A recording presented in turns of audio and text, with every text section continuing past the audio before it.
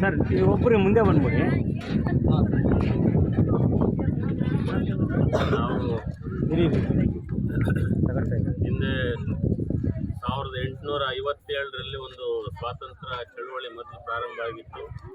ಸಿಪಾಯಿ ದಂಗೆ ಮೂಲಕ ಪ್ರಾರಂಭ ಆದಂಥ ಚಳುವಳಿ 1947ಕ್ಕೆ ಎಲ್ಲ ಭಾಳಷ್ಟು ಜನ ತಮ್ಮ ಪ್ರಾಣವನ್ನೇ ಒತ್ತೆ ಇಟ್ಟು ನಮ್ಮ ಭಾರತ ದೇಶಕ್ಕೆ ಸ್ವಾತಂತ್ರ್ಯವನ್ನು ತಂದುಕೊಟ್ಟಿದ್ದಿದೆ. ನಾವು ಒಂದು ಥರದ ಸ್ವಾತಂತ್ರ್ಯವನ್ನು ಅನುಭವಿಸ್ತಾ ಇದ್ದೀವಿ, ಜೊತೆಗೆ ಒಂದು ಥರದ ಬಂಧನವನ್ನು ಅನುಭವಿಸ್ತಾ ಇದ್ದೀವಿ. ಈ ಸಮಾಜದಲ್ಲಿ ಭಾಳಷ್ಟು ಜನರಿಗೆ ಯಾವುದೇ ಥರದ ಒಂದು ಹಲವಾರು ಥರದ ನಮಗೆ ಬಂಧನಗಳು ಈಗ ಇದ್ದಾವೆ. ಅದಕ್ಕೆ ಈಗ ಉದಾಹರಣೆಗೆ ರಾಜಕಾರಣಿಗಳು ತಗೊಂಡ್ರೆ ಚುನಾವಣೆಯಲ್ಲಿ ಹಣ ಖರ್ಚು ಮಾಡಲೇಬೇಕು ಅನ್ನೋಂಥ ಒಂದು ಬಂಧನ ಶುರುವಾಗಿದೆ. ಬಂಧನ ಅದು ಈಗ ಕಳೆದ ಒಂದು 30 ವರ್ಷಗಳಿಂದ ಚುನಾವಣೆ ಅಂದರೆ ಹಣ ಖರ್ಚು ಮಾಡಬೇಕು, ಜಾತಿ ಹೆಸರು ಹೇಳಬೇಕು, ಧರ್ಮದ ಹೆಸರು ಹೇಳಬೇಕು ಅನ್ನೋಂಥ ರೀತಿಯಲ್ಲಿ ಹೊರಟಿದೆ. ನಾವು ಕೃಷಿ ಕ್ಷೇತ್ರಕ್ಕೆ ಬಂದರೆ ನಾವು ಜಾಸ್ತಿ ಗೊಬ್ಬರ ಹಾಕಬೇಕು, ಔಷಧಿ ಹಾಕಬೇಕು, ಹಾಗಿದ್ರೆ ಮಾತ್ರ ನಮಗೆ ಬೆಳೆ ಬರುತ್ತೆ ಅನ್ನೋಂಥ ಆಲೋಚನೆ. ಇನ್ನು ಪರಿಸರ ಅಂತಂದರೆ ಇದೆಲ್ಲದೂ ಇರೋದು ನಾವು ಮನುಷ್ಯರ ಉಪಯೋಗಕ್ಕೆ. ನಾವು ಎಷ್ಟು ಬೇಕಾದರೂ ಇದನ್ನು ಉಪಯೋಗಿಸ್ಬೋದು ಅಂತಂದೇಳಿ ನಾವು ಪರಿಸರವನ್ನು ಹಾಳು ಮಾಡ್ತಾ ಇದ್ದೀವಿ. ಹಾಗಾಗಿ ಈಗ ಗ್ಲೋಬಲ್ ವಾರ್ಮಿಂಗ್ ಹೋಗಿ ಗ್ಲೋಬಲ್ ಬರ್ನಿಂಗ್ ಅನ್ನೋ ಸ್ಥಿತಿಗೆ ಬಂದಿದೆ.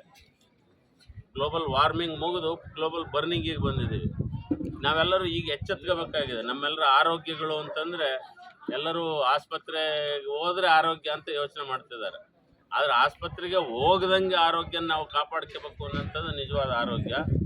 ಈ ಶಿಕ್ಷಣ ಅಂತಂದರೆ ಬಹುತೇಕ ನಮ್ಮ ಸಮಾಜದಲ್ಲಿ ಭಾಳಷ್ಟು ಓದ್ದವರಿಂದ, ನಮ್ಮ ಬೈರೆಡ್ಡಿ ಅಂತವ್ರಲ್ಲ, ಬಟ್ ಭಾಳಷ್ಟು ಓದ್ದವರಿಂದನೇ ನಮ್ಮ ಸಮಾಜಕ್ಕೆ ಭಾಳಷ್ಟು ಹಾನಿ ಆಗ್ತಿದೆ. ಈಗ ನಮ್ಮ ಡಾಕ್ಟರ್ ನಾಗರಾಜ್ ಇರ್ಬೋದು, ಡಾಕ್ಟರ್ ಬೈರೆಡ್ಡಿ ಇರ್ಬೋದು, ಇಲ್ಲಿ ಸೇರಿರೋಂಥ ನಾವು ವಿದ್ಯಾವಂತರು ಅಂತ ಏನಿದ್ದೀವಿ, ನಾವು ಈ ಸಮಾಜಕ್ಕಾಗಿ ನಮ್ಮನ್ನು ನಾವು ತೊಡಗಿಸ್ಕೊಂಡು ಸರ್ವೋದಯ ಅಂತಂದೇಳಿ ಒಂದು ಆಲೋಚನೆ ಮಾಡ್ತಿದ್ದೀವಿ. JDU ಪಕ್ಷ ಕೂಡ ಆ ಸರ್ವೋದಯದ ಭಾಗ ಆಗಿ ಸರ್ವೋದಯದ ಆಲೋಚನೆಗಳು ಮಾಡ್ಕೊಂಡು ನಾವು ಪರಿಸರ, ಕೃಷಿ, ಶಿಕ್ಷಣ, ಆರೋಗ್ಯ ಮತ್ತು ಆಡಳಿತ ಅನ್ನೋದು ಭಾಳ ಮುಖ್ಯವಾದ್ದು. ಅದು ಆಡಳಿತ ಅನ್ನೋದು ಹಳಿ ತಪ್ಪು ಹೋಗಿದೆ. ಯಾರಿಗೂ ಏನು ಮಾಡ್ತಿದ್ದೀವಿ ಅಂತ ಗೊತ್ತಿಲ್ಲ. ಜನರನ್ನು ಓಲೈಸೋದಕ್ಕೆ ಅಂತಂದೇಳಿ, ಮತಕ್ಕಾಗಿ ಅಂತಂದೇಳಿ ಏನೇನೋ ಮಾತಾಡ್ತಿದ್ದಾರೆ. ಎಲ್ಲರ ಗಮನ ಜನರನ್ನು ಬಿಟ್ಟು ಅವರ ಓಟ್ಗಳ ಕಡೆ ಇದೆ ಹೊರತು ಜನರ ಕಡೆ ಗಮನ ಇಲ್ಲ. ನಾವು JDU ಪಕ್ಷದಿಂದ ನಾಗರಾಜ್ ಅವ್ರನ್ನ ಈ ಬಾರಿ ಚುನಾವಣೆಗೆ ನಿಲ್ಲಿಸೋಂಥ ಒಂದು ಆಗಲೇ ಅವ್ರನ್ನ ಕ್ಯಾಂಡಿಡೇಟ್ ಅಂತ ಅನೌನ್ಸ್ ಮಾಡಿದ್ದೀವಿ. 2026 ಜೂನ್ನಲ್ಲಿ ಬರುವಂಥ ಎಲೆಕ್ಷನ್ ಏನಿದೆ ಅದು ಪದವೀಧರ ಕ್ಷೇತ್ರ, ಆಗ್ನೇಯ ಪದವೀಧರ ಕ್ಷೇತ್ರ. ಎಲ್ಲ ಪ್ರಜ್ಞಾವಂತರು, ನಾನು ವಿದ್ಯಾವಂತರು ಅಂತ ಹೇಳಲ್ಲ, ಪ್ರಜ್ಞಾವಂತರು, ಅದರಲ್ಲಿ ಪದವೀಧರರು ಎಲ್ಲರೂ ಒಟ್ಟಾಗಿ ಸೇರಿ ನಾಗರಾಜ್ ಅಂತವ್ರನ್ನ ಗೆಲ್ಲಿಸೋಂಥ ಜವಾಬ್ದಾರಿ ಪ್ರತಿಯೊಬ್ಬರ ಮೇಲಿದೆ. ಇದೇನೋ ಮಹಿಮಾ ಪಟೇಲ್ ಜವಾಬ್ದಾರಿ, ಡಾಕ್ಟರ್ ನಾಗರಾಜ್ ಜವಾಬ್ದಾರಿ ಅಂತಂದಿಲ್ಲ. ಎಲ್ಲರದು ನಮ್ಮದು ಜವಾಬ್ದಾರಿ ಇದೆ. ಯಾಕೆಂದರೆ ಚುನಾವಣೆಗಳು ಹಣ ಇಲ್ಲದೆ, ಹೆಂಡ ಇಲ್ಲದೆ, ಜಾತಿ ಇಲ್ಲದೆ, ಧರ್ಮ ಇಲ್ಲದೆ ಒಂದು ಎಲೆಕ್ಷನ್ ಗೆಲ್ಲೋದಕ್ಕೆ ಸಾಧ್ಯತೆ ಇದೆ ಅನ್ನೋದನ್ನು ನಾವು ಕರ್ನಾಟಕ ರಾಜ್ಯಕ್ಕೆ ತೋರಿಸ್ಬೇಕಾಗಿದೆ. ಜೊತೆಗೆ ಭಾರತ ದೇಶಕ್ಕೆ, ಪ್ರಪಂಚದಲ್ಲೆಲ್ಲದು ಇದೇ ನಡೀತಿದೆ.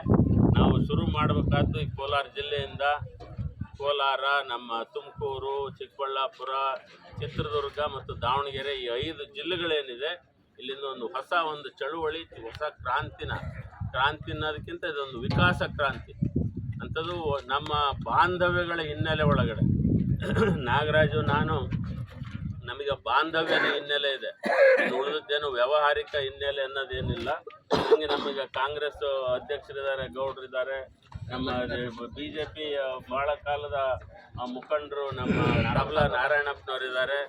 ಎಲ್ಲರೂ ನಾವು ಬೇರೆ ಬೇರೆ ಪಕ್ಷದಲ್ಲಿದ್ದರೂ ಕೂಡ ನಮಗೆಲ್ಲರಿಗೂ ಒಂದು ತುಡಿತ, ಸಮಾಜದ ಬಗ್ಗೆ ತುಡಿತ ಏನಿದೆ, ಆ ಜವಾಬ್ದಾರಿಯಿಂದ ನಾವು ಈ ಕೆಲಸ ಮುಂದಕ್ಕೆ, ಈ ಚುನಾವಣೆ ಒಂದು, ಬಟ್ ಮುಂದೆ ಭಾಳಷ್ಟು ಕೆಲಸಗಳಿದ್ದಾವೆ. ಇದರೊಳಗೆ ಇವ್ರನ್ನ ಗೆಲ್ಲಿಸ್ಬೇಕಾದಂಥ ಜವಾಬ್ದಾರಿನೂ ಇದೆ.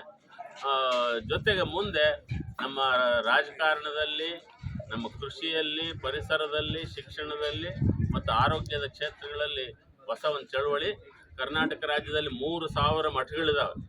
ನಾವು ಈಗಾಗಲೇ ಹೆಚ್ಚು ಕಡಿಮೆ ಒಂದು 2-2.5 ಸಾವಿರ ಮಠಗಳನ್ನ ಸಂಪರ್ಕ ಮಾಡಿದ್ದೀವಿ.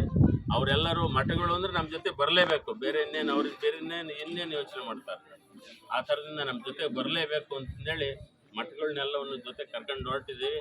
ನಮ್ಮ 4ನೇ ಆಧಾರ ಸ್ತಂಭ, ಪ್ರಜಾಪ್ರಭುತ್ವದ ಆಧಾರ ಸ್ತಂಭ 4ನೇದು ಅಂತಂದರೆ ನಮ್ಮ ಮಾಧ್ಯಮದ ಮಿತ್ರರು.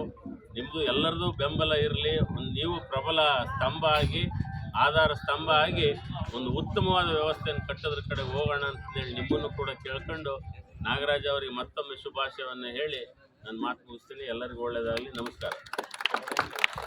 ಮೊನ್ನೆ ಒಂದು ಸಂಡಹಳ್ಳಿ ಮಠದ ನೇತೃತ್ವದಲ್ಲಿ ಒಂದು ಇದು ಮಾಡಿದ್ರೆ ಪಾದಯಾತ್ರೆ ಯಾವ ರೀತಿ ಇತ್ತು ಸರ್? ಅದು ಯಶಸ್ವಿ ಆಯ್ತು? ಅದು ಸಾವಿರಾರು ಜನ ಬಂದು ಭಾಗವಹಿಸಿದ್ರು ಅದರೊಳಗಡೆ. ಆಮೇಲೆ ಅಲ್ಲಿಂದ ಧಾರವಾಡದಿಂದ ಗರ್ಗ ಅಂತಂದೇಳಿ ನಾವು ಒಂದು ಪಾದಯಾತ್ರೆ ಮಾಡಿದ್ವಿ. ಎಲ್ಲ ಗಾಂಧಿವಾದಿಗಳು, ನನಗೂ ಒಂದು ಬಿಳಿ ಟೋಪಿ ಹಾಕಿದ್ರು. ಎಲ್ಲ ಬಿಳಿ ಟೋಪಿ ಹಾಕ್ಕೊಂಡು 106 ಜನ ನಾವು ನಡೆದ್ವಿ.